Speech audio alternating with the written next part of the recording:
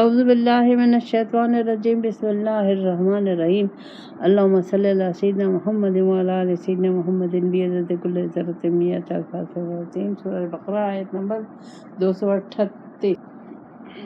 اب تک اسلامی معاشرے کے نکاح کے اور طلاق کے یہ تمام مسائل آ رہے تھے، اب بیچ میں نماز کا ذکر آ گیا، تو اب ہمیں سوچنا چاہیے کہ یہ کیا مختلف ہے، اس سے کنیکٹڈ نہیں ہے، اس سے جڑا ہوا نہیں ہے؟ نہیں، اس سے جڑا ہوا ہے۔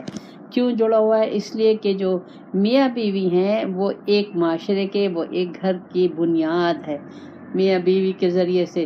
تو جو گھرانہ، جو فیملی کے، جس فیملی کا نظام، جس گھر کا نظام صحیح ہوگا، اب وہ صحیح کیسے؟ اللہ اور رسول کے حکم کے مطابق ہوگا، اور پورا نظام گھر کا، میاں بیوی کے تعلقات، بچوں کی تربیت، رہنا سہنا، اٹھنا بیٹھنا، رسم رواج، سب کچھ اللہ اور رسول کے حکم کے مطابق ہوگا، تو وہ گھرانہ جو ہوگا ایک کامیاب گھرانہ ہوگا، اور وہ گھرانہ میں سے مرد اور عورت اس قابل ہوں گے کہ وہ آگے حکمرانی کر سکیں، لیڈرشپ کر سکیں، اللہ کے راستے کے نمائندے بن سکیں، اللہ کے پیغام پہنچانے کے ذریعے بن سکے۔ تو رسول پاک صلی اللہ علیہ وسلم کا یہ طریقہ تھا کہ جب آپ کسی صوبے کا گورنر کسی کو بھیجتے تو آپ سب سے پہلے اس کے بارے میں یہ معلومات کرتے کہ اس کے اپنے گھر میں کیسے حالات ہیں، گھر کے میاں بیوی کے تعلقات کیسے ہیں، گھر کا نظام کیسا ہے۔ تو گھر کا نظام صحیح ہوگا، میاں بیوی کے تعلقات صحیح ہوں گے۔ صحیح کیسے ہوں گے؟ اپنی مرضی سے نہیں، اللہ اور رسول کے حکم کے مطابق۔ ہر ایک کام اللہ اور رسول کی مرضی کے مطابق، اللہ اور رسول کا خوف ہوگا، اور اللہ اور رسول کی مرضی کے مطابق وہ گھرانہ، وہ میاں بیوی، وہ بچے، وہ سب ہوگا۔ تو رسول پاک صلی اللہ علیہ وسلم پھر اس شخص کو دوسرے صوبے کی، شہر کی گورنری دیتے تھے، کیوں کہ وہ نظام صحیح چلائے گا۔ اس لیے، اور اس نظام کو چلانے کا بنیادی عنصر جو ہے وہ ہے نماز۔ تو اب یہاں اللہ تعالیٰ مجھے کہہ رہا ہے کہ بتا رہا ہے کہ حافظوا علی الصلوات والصلاۃ الوسطی وقوموا للہ قانتین۔ اللہ کہتا ہے نگہبانی کرو اپنے نمازوں کی، اور خاص طور سے درمیانی نماز کی، اور اللہ کے کھڑے ہو اللہ کے آگے ادب سے۔ اب اس آیت کو ہمیں سمجھنا ہے۔ اللہ مجھے کہہ رہا ہے کہ اس نماز کی حفاظت کرو۔ اب نماز کی حفاظت کیا ہے؟ سب سے پہلے آپ کی نیت ہے، پھر آپ کا نماز کی پابندی ہے، پھر آپ کی صفائی ہے، پھر آپ کی لوگوں کے نماز کے جتنے بھی اصول ہیں، صفائی ہے، پابندی ہے، امام ہے، وقت کی ہر چیز، اور آپ کے خلوص اور محبت اور عشق سے ہر وقت آپ نماز کے لیے تیار ہو، اور اس کے نقطے کو اللہ کی محبت ہو، خشوع ہو، اور ہر وقت نماز ہی کی طرف توجہ ہو، اور اس کے تمام پورے قواعد کے ساتھ جیسے اللہ چاہتا ہے پورا۔ تو یہ جو نماز ہے یہ ہمیں زندگی کا ڈسپلن سے ہوتا ہے۔ اسلام نے پورے زندگی گزارنے کا جو نظام ہے، جو طریقہ ہے، وہ اللہ تعالیٰ نے نماز میں رکھا ہے کہ اگر آپ نماز کے پابند ہوں گے، وقت کے پابند ہوں گے، صفائی پسند ہوں گے، نیک نیتی سے جائیں گے، لڑائی جھگڑے نہیں کریں گے، مسجد میں جائیں گے تو اور لوگوں سے بھی اچھے طریقے سے تعلقات ہوں گے، رحم دلی ہوگی، نرم دلی ہوگی، یہ تمام چیزیں اس میں آتی ہیں۔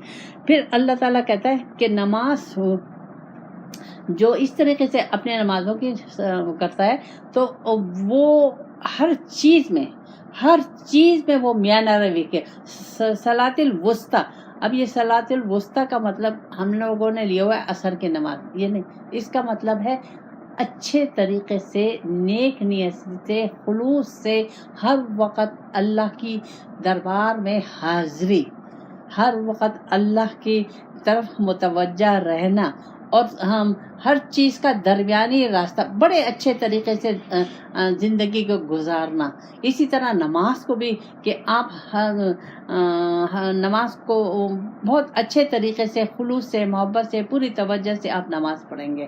اب اس کے لیے رسول پاک صلی اللہ علیہ وسلم اللہ تعالیٰ نے نماز اس سے کا طریقہ اللہ تعالیٰ نے جبرائیل علیہ السلام کو سکھایا اور پھر جبرائیل علیہ السلام آئے رسول پاک صلی اللہ علیہ وسلم کو طریقہ سکھایا. اب یہ وقتوں کا جو طریقہ تھا وہ اللہ تعالیٰ نے جبرائیل علیہ السلام کے سامنے کے ذریعے رسول پاک صلی اللہ علیہ وسلم کو کیا. ایک دن جبرائیل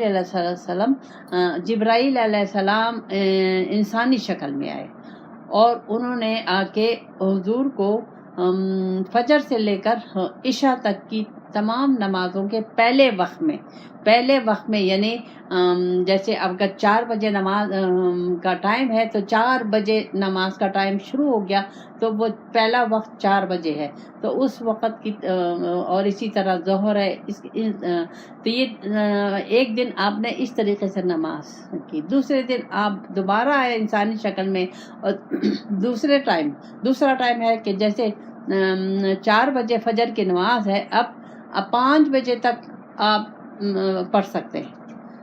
جو اس شہر کا اس مقام کا جو وقت ہوگا اس کے دن یعنی صبح کی سرخی نظر آنے سے پہلے آپ کو وہ نماز آپ رہے. اسی طرح ظہر کا اسی طرح عصر کا نماز کا یہ طریقہ ہے.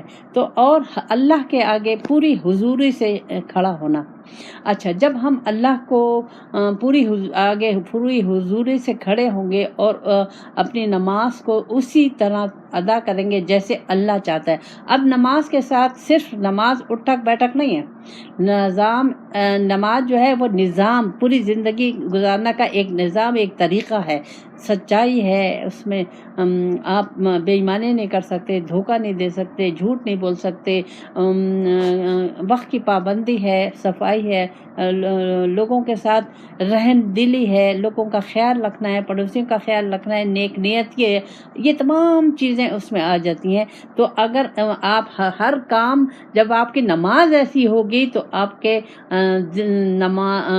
زندگی گزارنے کا طریقہ بھی ہوگا. یعنی آپ بالکل ایکوریٹ طریقے سے اپنی زندگی گزار رہے ہوگے, کہیں نہ کمی ہوگی نہ زیادتی ہوگی, اور ہر جگہ للہیت ہوگی. یعنی اللہ کے لیے جو کر رہے ہیں اللہ کے لیے, اللہ کو پانے کے لیے, اللہ کی رضا حاصل کرنے کے لیے, اللہ کے دیدار کے لیے. تو وہ اس میں پھر وہ پوری نماز, اور جب نماز کو کھڑے ہوں گے تو پوری توجہ ہوگی. جو پڑھ رہے ہیں وہ سمجھ میں آ رہا ہے, جو پڑھ رہے ہیں اس کو جان رہے ہیں, اس کے پوری توجہ اللہ کی طرف ہے, اور یہ جان رہے ہیں کہ اللہ مجھے دیکھ رہا ہے. اگر ہم اس قابل نہیں ہیں کہ اللہ کو دیکھ سکیں, لیکن یہ نیت ہے کہ اللہ ہمیں دیکھ رہا ہے, یہ توجہ کر کے نماز پڑھنا, خلوص سے محبت سے, وقت کی پابندی, ہر چیز اس میں دے. اسی طرح گھر کا نظام بھی ہے, اسی طرح محلے کا نظام بھی ہے, اسی طرح شہر کا نظام بھی ہے, اسی طرح ملک کا نظام بھی ہے. تو آپ کو ہر چیز بہت اچھے طریقے سے, قرآن نے ہمیں پوری زندگی ہر شعبے کی زندگی کی ہمیں تربیت دی ہے, ہمیں طریقہ بتایا ہے. آپ کو ایک بیوی کے لحاظ سے کیسے وقت گزارنا ہے, ایک ماں کے لحاظ سے, ایک بیٹی کے لحاظ سے, ایک بہن کے لحاظ سے, ایک شوہر کے لحاظ سے, ایک باپ کے لحاظ سے, ایک بیٹے کے لحاظ سے, ایک جرنیل کے لحاظ سے, ایک غریب کے لحاظ سے, ایک سربراہ کے لحاظ, سارے طریقے اللہ تعالیٰ نے رسول پاک صلی اللہ علیہ وسلم کے ذریعے ہمیں بتائے ہیں. تو اللہ کہتا ہے کہ اللہ کے آگے انتہائی ادب. ظاہر ہے اللہ سے بڑا تو کوئی بھی نہیں ہے. تو جب تک ہمارے دل میں اللہ کی محبت اور اللہ کا خوف اور اللہ کا ادب پیدا نہیں ہوگا, ہماری زندگی میں سکون نہیں آ سکتا, ہماری مشکلات حل نہیں ہو سکتی, ہماری مشکلات کم نہیں ہو سکتی, ہماری پریشانیاں کم نہیں ہو سکتی. کیوں کہ میں نے اللہ کی طرف توجہ نہیں ہے میری, اللہ کی بات میں نہیں مان رہی. میں نماز بھی پڑھ رہی ہوں تو ایسے نماز پڑھی ہوں. ایک دفعہ کا واقعہ ہے کہ ایک آدمی تھا, وہ ان پیر فقیروں کو بڑا شوقین تھا. تو اس نے, یہ میں نے آپ کو سبق کے لیے بتا رہی ہوں, تو وہ ایک دن ایسا ہوا کہ اس کو ایک کوئی مجذوب مل گیا, تو وہ اس کو پکڑ کے اپنے گاؤں لے گیا. وہاں لے گیا, ظاہر ہے سب نمازی تھے, گاؤں والے تو سب زیادہ تر نمازی ہوتے ہیں. تو وہ باہر مسجد میں جاتا تھا لیکن باہر بیٹھا رہتا، نماز نہیں پڑھتا تھا۔ لوگوں نے اس آدمی سے جو اس کو لایا تھا شکایت کی کہ تو یہ نماز ہی نہیں پڑھتا، تو انہوں نے جا کے اس سے کہا کہ لوگوں کو یہ شکایت ہے آپ سے کہ آپ نماز نہیں پڑھتے۔ انہوں نے کہا اچھا ٹھیک ہے، میں تمہارے امام کے پیچھے نماز پڑھ لوں گا۔ وہ گیا، کھڑا ہوا، 1 رکعت میں نماز پڑھی، دوسری رکعت میں وہ واپس آ گیا اور آ کے اپنی جگہ پہ بیٹھ گیا۔ ظاہر ہے مزدور تھا، اسے تو سب معلوم ہوتا۔ تو وہ لوگوں خیر جب وہ ہوا پھر اس نے لوگوں نے کہا یہ کیسا تھا کہ اس نے 1 رکعت تو پڑھی اور دوسری رکعت میں یہ باہر نکل گیا۔ تو انہوں نے جا کے سے پوچھا یہ کہ کیا ہوا حضور، ایسے کیوں آپ نے کیا؟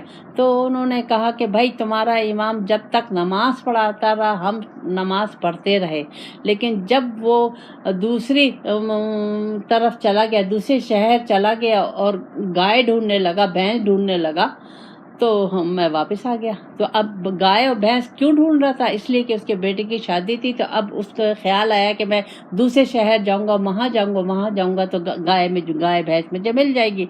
تو یہ اب اس سے کیا ثابت ہوا؟ اسے کہ آپ کو پورے نماز میں حضوری رکھنی ہے۔ آپ کو کوئی خیالات اگر آ بھی رہے، وسوسے آ بھی رہے، یہ نہیں آتے کہ نہیں آتے، آ رہے، لیکن آپ کو اس کی طرف توجہ نہیں دینی ہے، اس کی گہرائی میں نہیں جانا، اس کی ڈیٹیل میں نہیں جانا، فوراً واپس آ جانا، کیونکہ شیطان ہمارے ساتھ ہے۔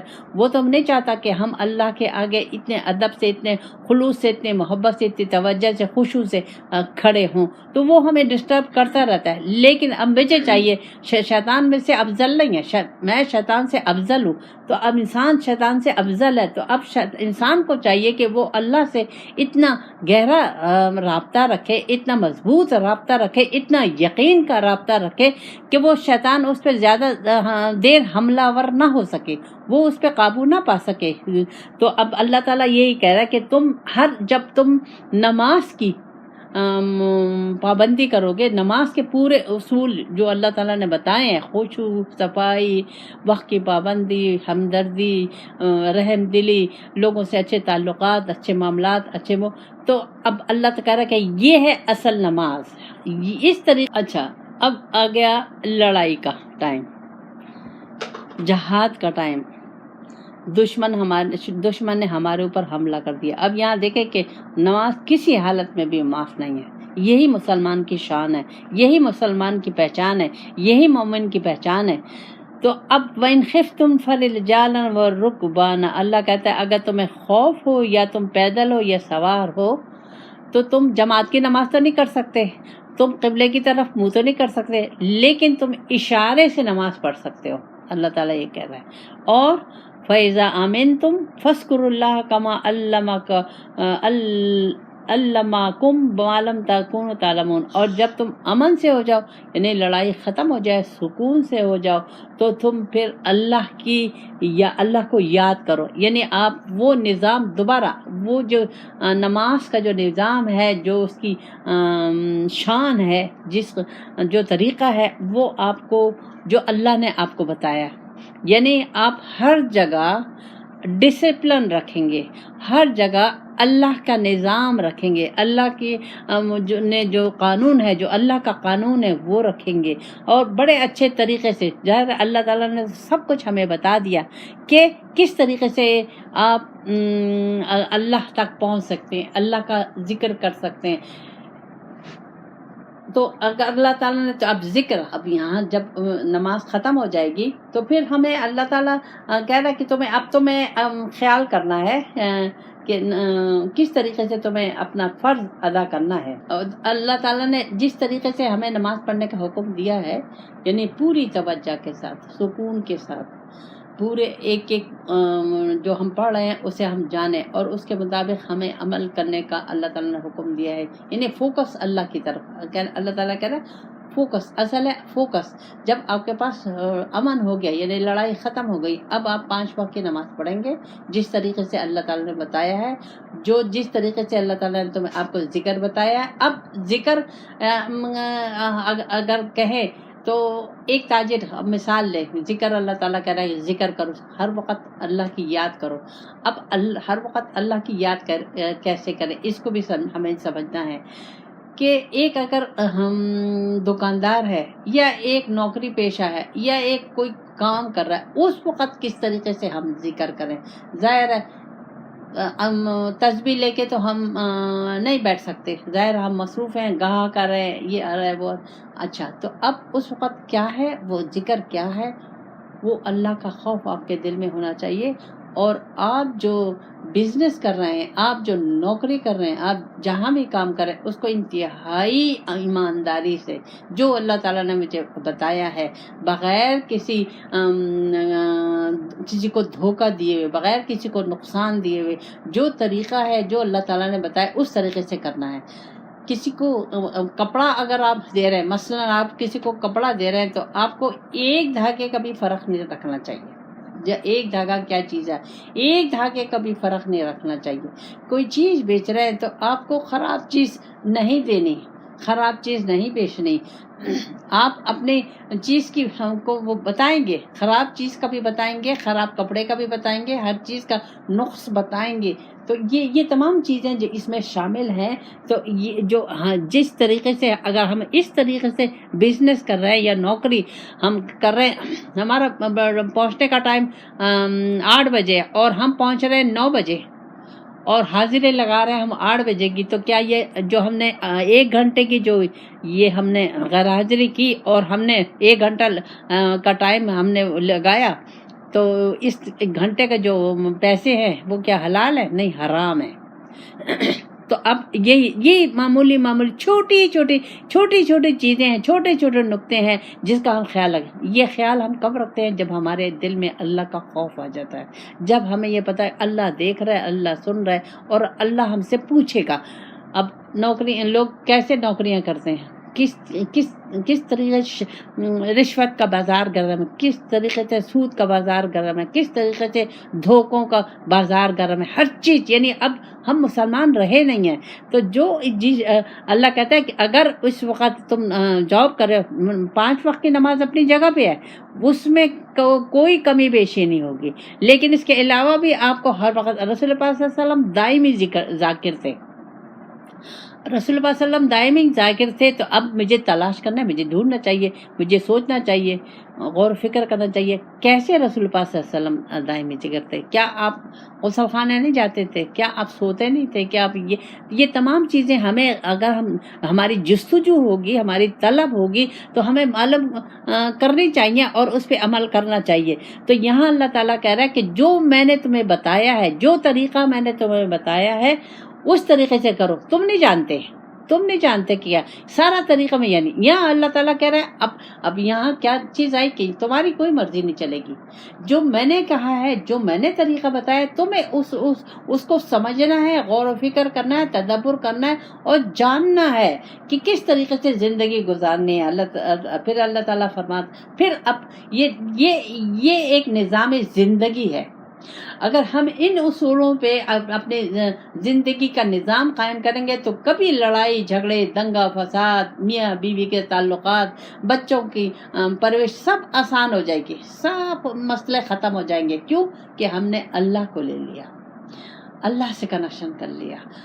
ہر جگہ میرے دل میں اللہ کے علاوہ کوئی نہیں ہے. یعنی میں اللہ کے علاوہ کسی کی خوشنودی نہیں چاہتی، کسی کو خوش کرنا نہیں چاہتی، میں کسی کو کی تعریف کرنا نہیں چاہتی. صرف میں اللہ اور رسول کی حکم کے مطابق میں زندگی گزارنا چاہتی ہوں. تو جو عورت اور جو مرد اس طریقے سے زندگی گزارے گا وہ کامیاب ہوگا، اور وہ 5 وقت کی نماز کا نظام بھی وہ قائم کرے گا، چاہے وہ عورت ہے چاہے وہ مرد ہے، اور وہ ہر وقت ذاکر ہوگا کیونکہ اس کے کام ایسے ہیں، وہ کام بھی اس طریقے سے کر رہا ہے، دنیا کے، گھر کے، آفس کے، سب جگہ کے کام ایسے کر رہا ہے کہ اس میں اللہ اور رسول اس کے سامنے ہے. تو یہ ذکر ہو گیا، وہ دائمی اب یہ ذاکر ہو گیا، ذاکر بن جائے گا. پھر اللہ تعالیٰ اب پھر دوبارہ اس کی طرف آ رہا ہے، ازواجی زندگی کی طرف.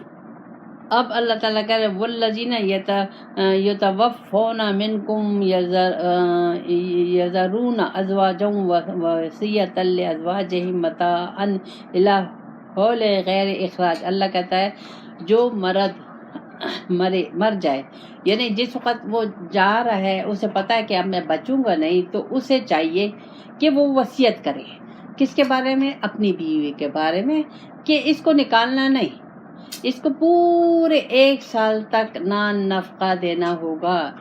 یعنی اس کو نکالنے کا حکم نہیں ہے. ہم لوگ ہمارے یہاں کیا اگر دیکھا جائے تو ہمارے یہاں عورتوں کے کیا حشر ہوتا ہے بیواؤں کے ساتھ. تو لیکن پھر دوسری اللہ تعالیٰ کہہ رہا ہے فَإِنْ خَرَجْنَا فَلَا جُنَاحَ عَلَيْكُمْ فِي مَا فَعَلْنَا فِي أَنفُسِهِنَّ مَعْرُوفًا. لیکن اگر وہ عورتیں خود سے چلی جائیں، یعنی عدت پوری ہونے کے بعد وہ خود سے چلی جائیں اور اپنے بارے میں کچھ اچھا مناسب فیصلہ کرے، تو ان پر کوئی حرج نہیں، تم پہ بھی کوئی حرج نہیں، تم بھی پکڑ میں نہیں آؤ گے. واللہ عزیز حکیم. اللہ کہتا ہے میں غالب ہوں اور حکمت ہے. ہر جو بھی میں تمہیں حکم دے رہا ہوں اس میں حکمت ہے. تم نہیں کرو گے تو تمہاری پکڑ ہوگی. یا اللہ تعالیٰ اب اگر اس آیت کو دیکھا جائے تو ہمارے معاشرے میں بالکل ان آیتوں پر عمل نہیں ہو رہا. جب ان آیتوں کے مطابق ہمارے مرد، ہماری عورتیں اگر زندگی نہیں گزار رہی تو وہ اسلام کا دعویٰ کس بیس پہ کر رہی ہیں؟ اب یہ سوال پیدا ہوتا ہے، کس بیس پہ اسلام؟ صرف کلمہ پڑھنے پہ اسلام؟ تو کلمہ تو طوطے کو بھی سکھا دو، وہ بھی پڑھ لے گا. تو یہ ہمیں غور و فکر کرنا ہے. اس میں تو حکم نہیں ہے کہ ہم بیوہ کے ساتھ یہ سلوک کریں. آج دیکھیں آپ اسلام آباد، کراچی، سب جگہ دیکھیں عورتیں کیسے، لڑکیاں کیسے کھڑی ہوئی سٹال لگائی ہوئی ہیں اور چیزیں بیچ رہی ہیں. مجبور ہیں، لڑکیاں آ گئی ہیں، بیوہ 2 بچوں کی مائیں آ گئی ہیں. کیوں؟ کہ ہم نے اسلام کو چھوڑ دیا. اگر ہم اسلام کا نظام لے لیں تو کوئی عورت بیوہ ہو جائے پریشان نہیں ہوگی. تو لاکھوں لوگ آ جائیں گے اس کی مدد کے لیے. کیوں؟ کہ اللہ کی محبت کے لیے، اللہ کو پانے کے لیے. اسی طرح یتیم بچوں کے ساتھ کیا سلوک ہو رہا ہے؟ یتیم خانے کس نے کہا یتیم خانے بناؤ؟ تو یہ کیوں؟ یہ اسلام میں کہیں یتیم خانے ہیں؟ نہیں ہیں. لیکن ہم اسلام سے دور ہیں، ہم نے اسلام سے نکل گئے. اب جب ہم اسلام سے نکل گئے تو اللہ تعالیٰ کیا ہمیں یہود اور نصارہ اور مشرک کے ساتھ کھڑا نہیں کرے گا؟ یہ تو اگر کھڑا نہیں کیا تو یہ تو اللہ تعالیٰ کا انصاف نہیں ہوا. تو انصاف اللہ کا یہ ہے کہ تم اگر کہنا نہیں مان رہے تو میں یہود اور نصارہ کے ساتھ. زبان کلمے کی کوئی اہمیت نہیں ہے. اللہ تعالیٰ نے کہہ دیا کہ میں سب تمہارے اعمال جتنے ہیں تمہارے منہ پر دے ماروں گا اگر تم نے میری مرضی کے مطابق نہ کیے. اب اس میں سب سے بڑا نقطہ یہ ہے کہ اللہ کی مرضی چلے گی، اللہ کی نیت کرنی پڑے گی. جب تک ہماری نیت اللہ کی نہیں ہے ہم کتنی بھی نیکیاں کریں وہ سب ضائع ہوتی ہیں. یہ آپ لوگ نوٹ کر لیں. پھر اللہ تعالیٰ فرماتا ہے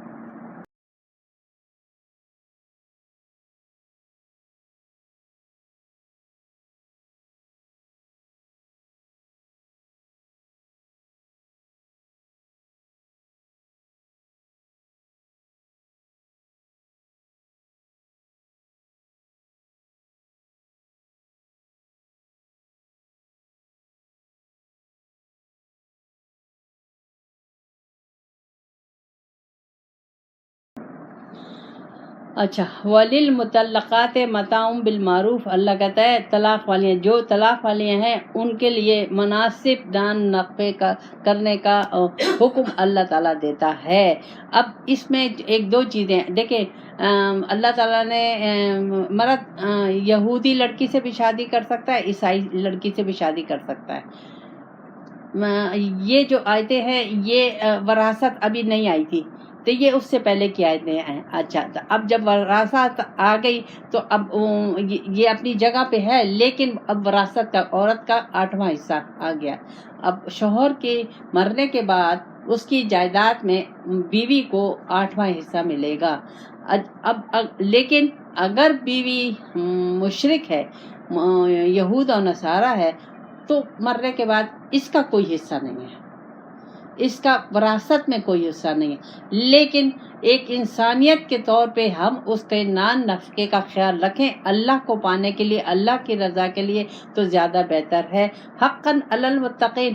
اللہ کہتا ہے متقیوں پر یہ مجھے کہہ رہا ہے وَكَذَلِكَ يُبَيِّنُ اللَّهُ لَكُمْ آيَاتِهِ لَعَلَّكُمْ تعقلون. اللہ کہتا ہے میں نے تمام آیتیں ایسے بیان کر دی ہیں تمہارے لیے کہ تم سمجھو. سوچو، عقل میں نے تمہیں اسی لیے دی ہے، اس عقل کو استعمال کرو میری آیتوں کو مجھے جاننے کے لیے، اپنے کو پہچاننے کے لیے، مجھے جاننے کے لیے، قرآن کے نقطوں کو سمجھنے کے لیے، حکمت اور دانائی حاصل کرنے کے لیے۔ سمجھو، اس کو جانو۔ اب یہ یہاں کہاں لکھا ہوا ہے کہ ہم یہ وظیفہ پڑھیں گے تو ہمیں یہ درجہ مل جائے گا اور یہ مل جائے گا؟ اللہ کہہ رہا نہیں، غور و فکر کرو، تدبر کرو اور اس کے مطابق عمل کرو۔ وظیفے بتائیں، 5 وقت کی نماز فرض، بس آپ استغفار پڑھو، درود پڑھو، قرآن کی تلاوت پڑھ لی، لیکن قرآن کے اس میں غور فکر تدبر کرنا ہے اور رسول پاک صلی اللہ علیہ وسلم کے عمل کو، اسوہ حسنہ کو لینا ہے۔ تو اللہ تعالیٰ کہہ رہا ہے اور اسی لیے میں نے تمہیں عقل دی ہے، اسی لیے تمہیں آنکھیں دی ہیں، اسی لیے میں نے تمہیں کان دیے، اسی لیے تمہیں میں نے سوچ دی، تو تم اس کو استعمال کرو، کیونکہ قیامت کے دن ان تمام چیزوں کا تم سے پوچھا جائے گا، ایک ایک چیز کا تم سے پوچھا جائے گا۔ تو یہ ہمیں چاہیے کہ ہم اپنی زندگی کو وقف کر دیں اللہ کے لیے، اللہ کو پہچاننے کے لیے، اللہ کے حکم کو ماننے کے لیے۔ ربنا آتنا فی الدنیا حسنۃ وفی الآخرۃ حسنۃ وقنا عذاب النار۔